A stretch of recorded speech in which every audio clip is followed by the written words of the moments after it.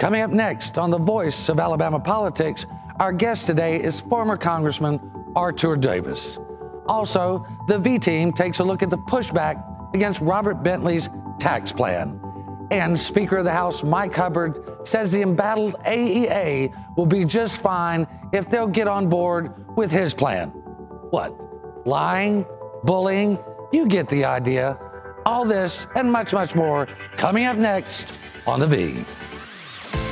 The Voice of Alabama Politics, with your host, Bill Brett, and the V-Team with Claire Austin, Susan Britt, Jack Campbell, Baron Coleman, Charlana Spencer, and special reports with Jonathan Barbie.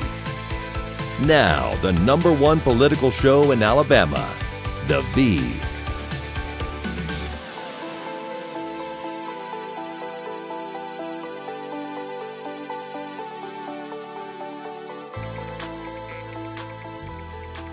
Welcome to the Voice of Alabama Politics, where we tackle the tough issues so you have the hard facts. I'm your host, Bill Britt, and as always, I'm joined by the V-Team. Welcome all. Good Sunday morning. Good morning. Cold days and cold hearts.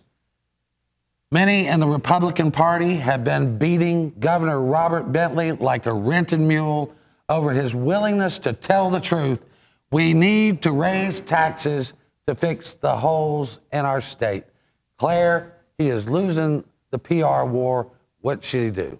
Well, if I were advising him, and I know he's got some folks around him that worked with Riley on Amendment 1 as well, he needs to take this to the people he should have started. He needs to go out there and be aggressive about this. I will say at least he is showing some leadership versus the last 4 years and moving forward trying to fix something, because as we all know, anybody involved in this process down in Montgomery in the state knows that corrections and Medicaid have been boiling pots for over 20-something years. This legislative process and the years around, all we've done is patch things. We borrowed money from the Education Trust Fund, the Oil and Gas Trust Fund. We can't borrow anymore. Somebody's got to find a solution to the problems that our state faces, or they got to give up all their port projects. That's just the way it is. Well, Susan, one of the things we have seen in the last 4 years of Republican dominance of the state, no matter how you want to blame the Democrats, the Republicans haven't done a thing to fix it. They say they've right-sized government. Basically, they've wrung every little nickel out, and there's nothing left. Bill Holtzclaw, Senator Holtzclaw, he has come out. He has a billboard plastered up in Madison that says he's going to fight Governor Bentley. I mean, how smart is this for a sitting senator to pick a fight with the governor of Alabama? I don't think it's very smart, considering he's, a lame duck, essentially. But nobody's seen Bentley's tax plan yet. So what are they fighting against? They don't know what they're fighting. On the other side of the Republican Party, they're saying they're going back again with we can right-size government and all that. But we're talking about $700 million hole in the budget. As Claire said, this has been going on long enough. Jack, the Bible says, a fool uttereth all his mind, and a wise man keepeth it until afterwards. I didn't know you were biblical, Bill. Yeah, I can get very biblical. I've been thinking about this because everybody's yakking, but nobody's got a solution. Problem for Bentley is he's waited 4 years to really be assertive. And he lost credibility that first 4 years. It's almost like that old song, Wasted Days and Wasted Nights. He had an opportunity in the first 4 years to come out front. Now, all of a sudden, he's looking at the budget and he says, oh, wow, we got to, fix this hole in the budget. And his problem, again, from a PR standpoint, he hasn't come out to say what that program is. And for Bill Holtzclaw, and I've lost respect for him over this issue, to attack your sitting governor. Hell, they treated Don Siegelman a lot, not this legislature, but former Republicans have treated the former Governor Siegelman with a lot more respect than these guys have treated Bentley. That's a disgrace, in my opinion. Claire, and you might want to address this as well. I don't think this is about taxes. I think this is about who is going to set the agenda for the next 4 years, and they do not want Robert Bentley setting the agenda. They do not. And I will say, Dr. Bentley had a different prescription the first 4 years. Now he's got a different prescription for the rest of us in the state. Well, it didn't cure the ill. I know, but I think maybe this one will. But, this week he spoke to the Association Executive State Committee, their organization in Montgomery, and he basically said, this issue of taxes, I'm going to punt it to the legislative process and see what they're going to do and how they're going to fix it. If they don't fix it or they don't increase, then don't expect to be able to get your port projects, to get fields named after you, and money taken back to your districts, because the money is not going to be there. Something's got to be done. And the very difficult thing is this is the first year of a quadrennium, and you've got so many newly elected state senators and even House members that really don't even understand this process and what's going on. Well, they're getting ready to get an education. You know, it's interesting, Susan, we were looking at a story this week that we did where Senator Holtzclaw, I like to refer to him now as Senator Bill, I'm going to fight the governor, Holtzclaw, oversees the Contract Review Board. We had some interesting contracts in there, didn't we? We did, and you know, with this budget deficit, it's interesting that a lot of these contracts are going to Riley cronies. Let's take, for instance, you got $150,000 going to the Danny Cooper LLC to assist the Real Estate Commission. If that's a crock, I'm sorry. Danny Cooper's a friend. I bet Jeremiah Denton, for whom he worked for many years, is spinning in his grave over this. Okay, it's egregious. All these contracts at Contract Review, most of them, I hadn't said it today, but it's egregious. It really is, okay? But let's let the viewers probably don't understand this. When you get to the Contract Review Committee, basically all they can do is hold it for another 30 or 45 days. Once it gets there, it's inevitable. No it's citizen input whatsoever. Well, It's a rubber stamp. That's all it is. These contracts have got to be dealt with before they get to Contract Review Committee. There was another interesting one there, wasn't there, Susan? My favorite was $150,000 for Bradley Arent for 7 months to assist the President Pro Tem in his duties in his office. Basically to reward Josh Blades for working for Mike Hubbard and to reward Minda Riley's husband who works at that firm. Am I right? I mean, That's right. What does the President Pro Tem need Bradley Arent for 7 months to do for I mean, they criticized Kay Ivey for bringing in Richard Allen to be her parliamentarian. This is just as bad. Mm-hmm.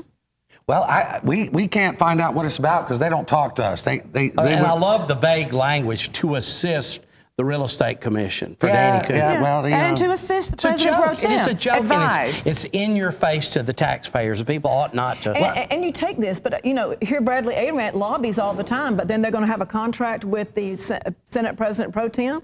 I mean, they've got. In addition to this, this, it's just it's all conflictual. It's a nice gig if you can get it. We got about 1 minute left. The Senate Democrats this past week came out and said that they wanted to address Medicaid, charter schools, and the budget. Susan, do the Democrats really even have a voice anymore in the Senate or the House? Not really. Not really. They're basically a voice crying in the woods. I mean, at this point, we've got 33 seats in the House that are Democrat out of 105. You've got 8 left in the Senate. Most of those are minority districts. They just don't really stand a chance of being heard. This is not the way it's supposed to work, is it? That minorities are not represented. I mean, that's the way it looks to me. The minority voice is not heard. But let's say this. You talked about the issues that the minority in the House and the Senate. Basically, the leadership in the House and the Senate on the Republican side basically said we're going to work on the budgets, general fund, education, and education in general, which is charter schools. So they're all working on the same thing. Yeah, I don't think they have the same ideas. Do you, Jack? No, and there's not much reaching across the aisle on the part of the Republicans. Not at all. There is no kumbaya. This Democratic Party might as well stay home if they think they're going to get anything done. That's my opinion. You're watching The V. We've got a lot more opinions to come. And our guest this week is former Congressman Artur Davis. You'll wonder what he's up to these days. You'll find out.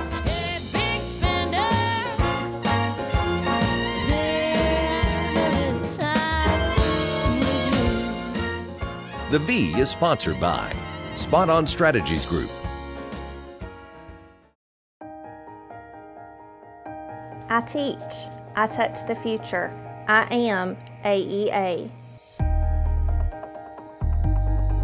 I keep the school clean every day for your children. I am AEA. Congratulations on your scholarship. I help children make choices for college and careers. I am AEA. We are AEA.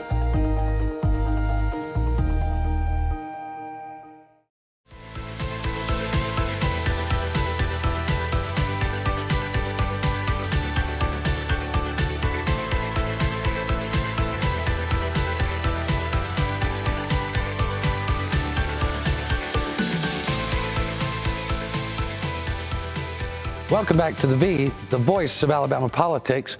Our guest today is former Congressman Artur Davis. Thank you, Mr. Davis.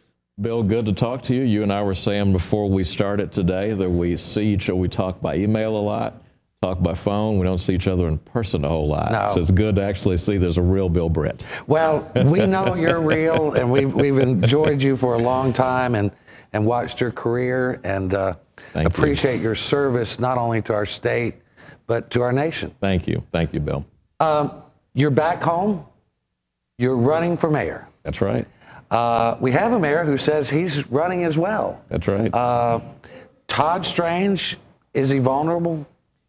He is vulnerable, and candidly, I was a little bit surprised to find how vulnerable Todd is. Let me stipulate, Todd Strange is a friend of mine. You know, a lot of people in this community think very well of Todd Strange. Very nice guy who has done, in my opinion, a lot of good for this city, not just as mayor, but as a leader of the business community and as the development director at ADO. Good guy. But what I'm hearing as I move around this city, and I've been hearing it for the last 17 months, is so many people have a sense that Montgomery is not where we ought to be given our assets.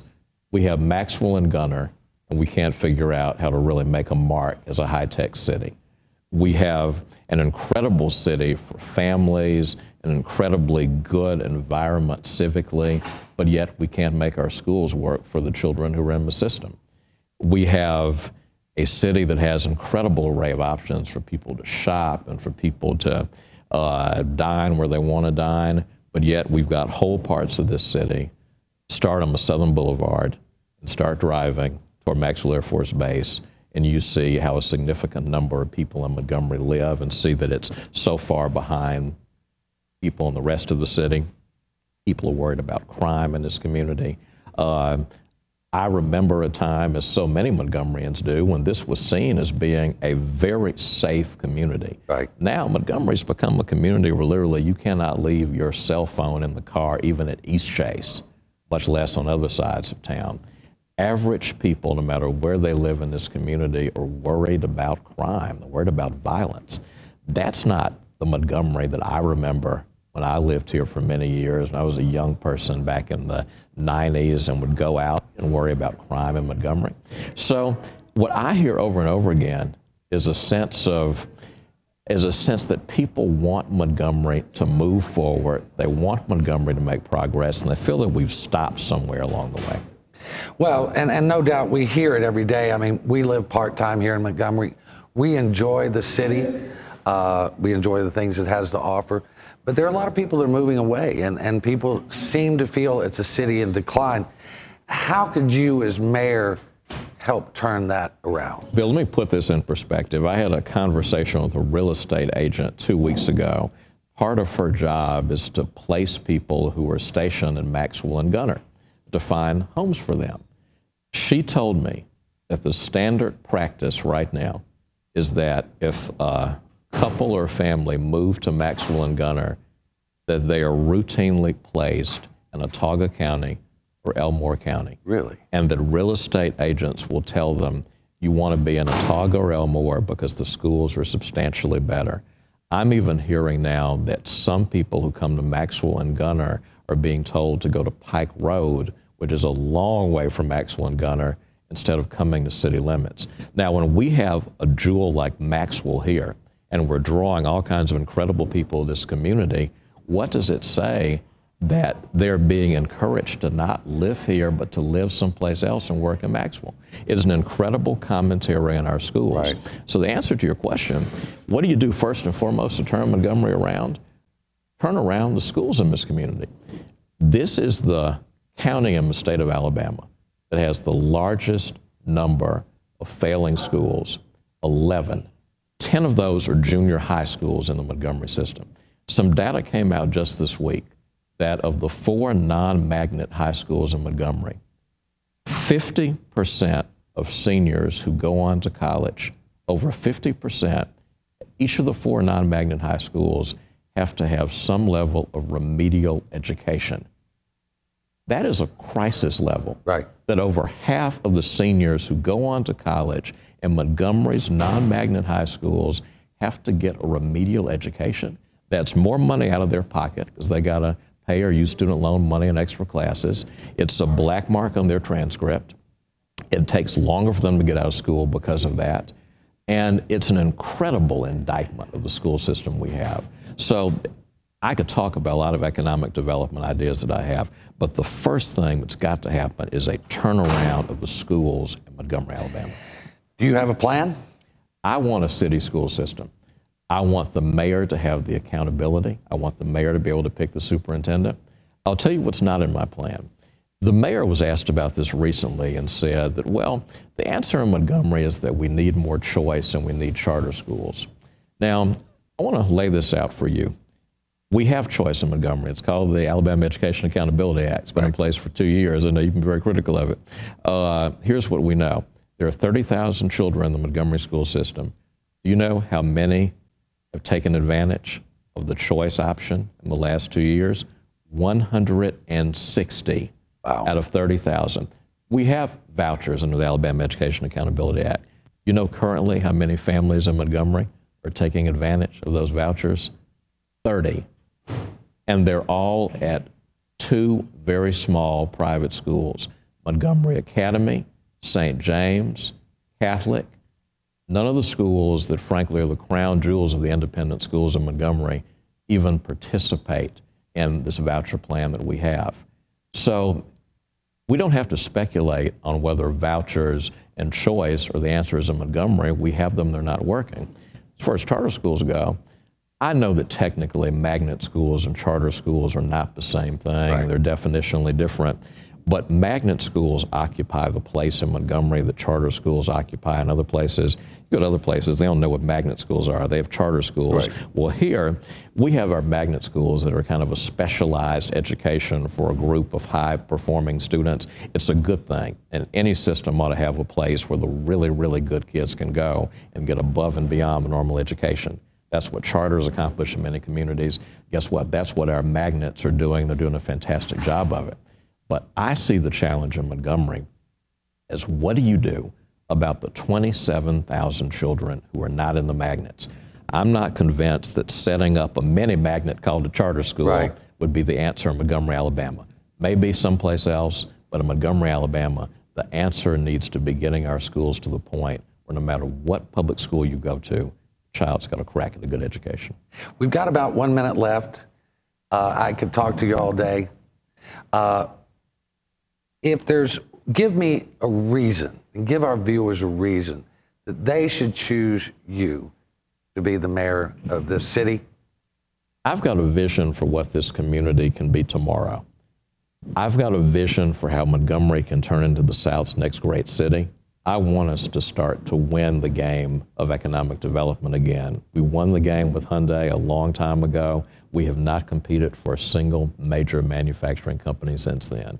We don't seriously compete for high-tech jobs. The high-tech folks in Montgomery are basically self-starting entrepreneurs who have no employees. They work for themselves. We need to move into high-tech to a point where your options are not start a business yourself or move away. We've got to figure out how to keep these streets safer. We've got to emulate communities that have learned how to reduce their violent crime rate, like Columbus, Georgia. A city our size has had under 20 homicides for the last 5 years. We can do that here in Montgomery. Lastly, I'm the one candidate running for mayor who is turning these schools around a priority. Some people running for mayor are saying they're fine the way they are. The gentleman who's in the office right now is saying all we got to do is let parents bail out of the system. I want to make the system work, and I want to make it work for every child in Montgomery, regardless of their race, regardless of their income, regardless of what side of town they live on. Well, I want to thank you again for your service, not only to our state, but our nation, and best of luck. Thank you. We'll be back. All right. You've been watching The V. We'll be right back with more news and analysis. Our guest today has been former Congressman Artur Davis, who wants to be Montgomery's mayor. Stay tuned. We'll be right back.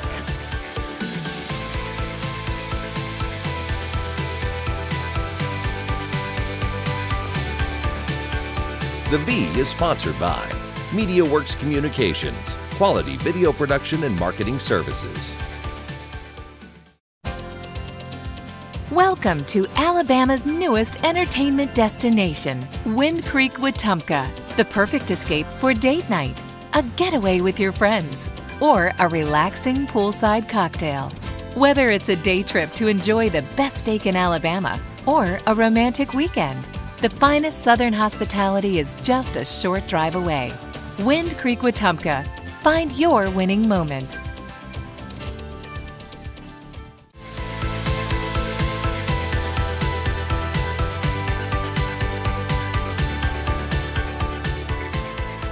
Welcome back to the V, the voice of Alabama politics.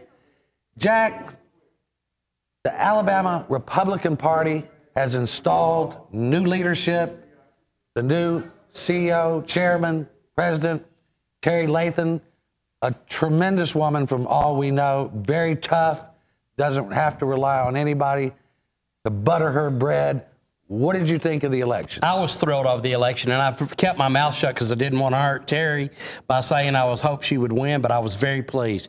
We don't need, and Mary Sue McClurkin is a fine individual. We all know that. Right. She is. Don't want to beat that dead horse.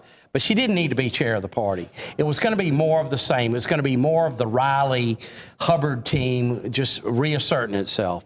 And if there's anything we need in the party, it's fresh leadership. And I was thrilled by it. And I think Governor Riley took a beating on this election.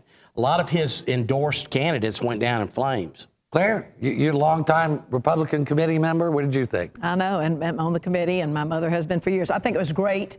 I think if you look back over the last 4 election cycles, if they were endorsed by Bob Riley and Mike Hubbard, they've been defeated for the chairmanship. I think this should send a message out there that they need to stay out of the party politics.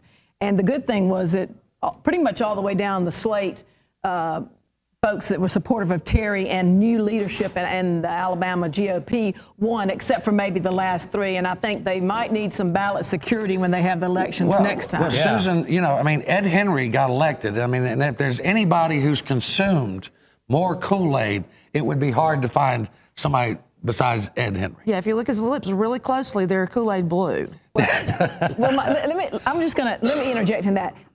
That's correct, and he is in the legislative process, so I'm not sure how much time he has to add to that. But he was running against Mr. Harold Sachs from that area, who's a nice gentleman as well. But I think Harold Sachs was tainted by having been part of Bill Armistead for the last 4 years. I think that's exactly what happened there. Well, and I actually like Ed, but he has consumed so much Kool-Aid. Every time I see him, I think he's one of those big jugs, just all frosted over and everything. Well, he's going to be in a different position, and he's going to have to, work with the top leadership in the steering committee, and he's not going to be able to pull the line for them. It's just interesting to see how these guys change over time, and Ed's one of them that's changed tremendously. He's turned into Mr. Green jeans, if you ask me. Yeah, he was not like that when he came down here. No, he wasn't. Another thing that happened that we didn't get to talk about, the AEA, the Alabama Education Association, who is a sponsor of this program, has been in total disarray.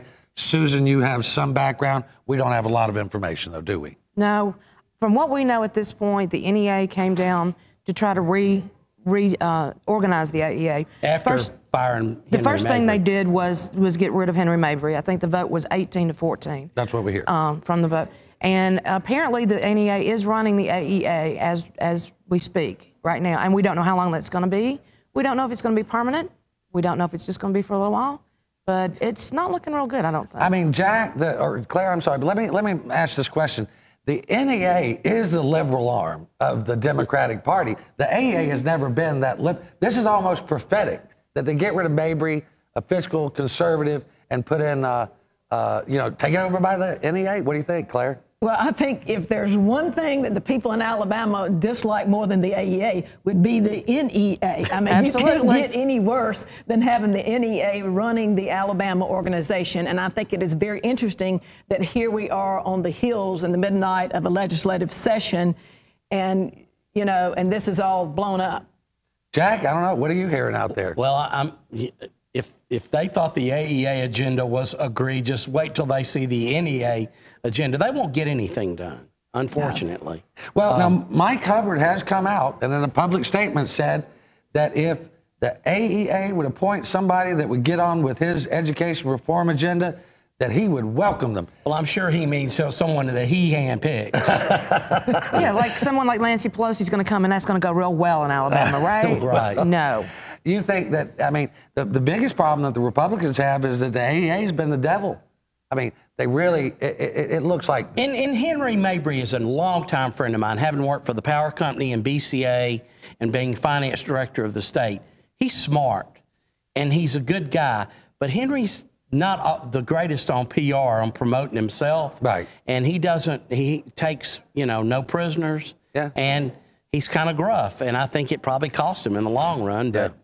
Well, he'll land on his feet. Interestingly, and that's something you may know or not know, he had planned on working on some of these conservative legislation in the coming session, like working on the monument bills and wanted to work with them on some of these charter schools, how they might roll that out. But, Henry's moving on. We don't know what the future of the AEA is because they won't tell anybody anything. Well, let me just make this. It's a hard footsteps for anybody to follow because Dr. Hubbard had been there for over 40-something years. So everybody in the field, everybody at the national level was used to the way that Dr. Hubbard ran things for the last 40 years. Henry came in, made some major changes, did some things to move the AEA more to the middle of the road, more the conservative, because, quite frankly, the legislative process is run by the Republicans. They had to play in the Republican process. Well, Susan, since when do you fire your coach right before the big game? I don't know. 11 days. That was 11 days before session. I mean, this is going. The Republicans are going to chew the AEA inside out this legislative session. The thing that has bothered me, the AEA, they make their own decisions. That's not for me to get involved in. But I tell you what did bother me is that people started dancing on Henry Mabry's grave.